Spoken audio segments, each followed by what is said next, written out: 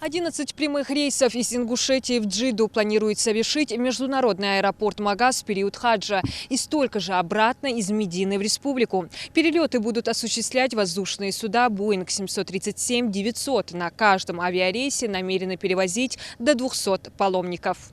Таким образом, полететь к святым местам Мекки и Медины из Ингушетии смогут 2200 человек. Среди них также паломники из соседних регионов. Осуществлять чартерные рейсы будет частная иракская авиакомпания Fly Baghdad. Расписание вылетов уже сформировано. Их запустят в Джиду с 9 по 18 июня. Обратные рейсы из Медины запланированы с 5 по 15 июля. Время полета составит около 3 часов. Все необходимые процедуры пройдены, завершены.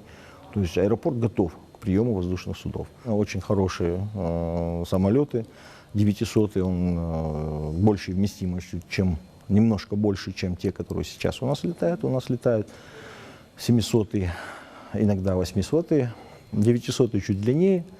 Планировали с российскими авиакомпаниями заключить договор, но им не дали разрешения, и поэтому был заключен договор с авиакомпанией Fly Baghdad.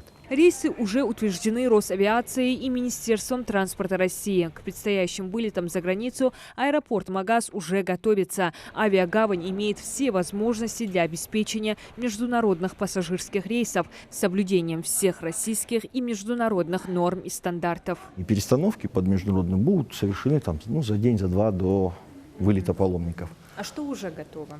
Да, практически все готово. То есть вот кабинки паспортного контроля. Кабинка паспортного контроля. Здесь у нас служба авиационной безопасности, она готова. Небольшой там демонтаж перегородок, перенос секции досмотра немного сюда. Там будет пограничный контроль, здесь будет авиационная безопасность находиться. И таможенный контроль будет находиться там дальше.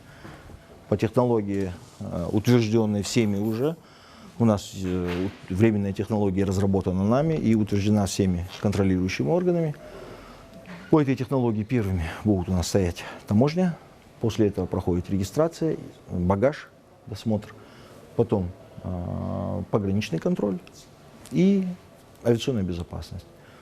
То есть вот эти виды контроля, и, естественно, в промежутке между этими Роспотребнадзор и Россельхознадзор. Квота на хадж для России в этом году составила 25 тысяч мест. Из них 1300 получила Ингушетия. Запуск прямых авиарейсов из Ингушетии в Саудовскую Аравию глава Ингушетии Махмуд Али Калиматов назвал важным событием для республики. Отметил, что эта договоренность позволит паломникам сократить время и затраты на перелет, а также упростит процедуру получения визы и оформления необходимых документов.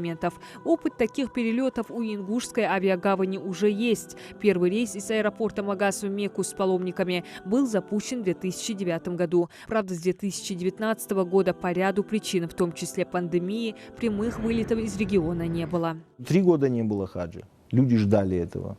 Люди ждали, и вот наконец-таки дождались. Переговорами с федеральными министерствами, ведомствами вело правительство Республики Ингушетия. Естественно, при поддержке главы это было сделано.